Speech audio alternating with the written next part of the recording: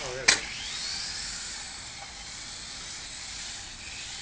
I ran out of gas.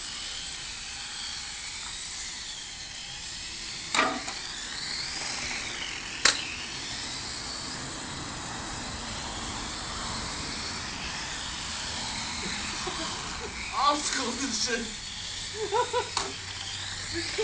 Shit.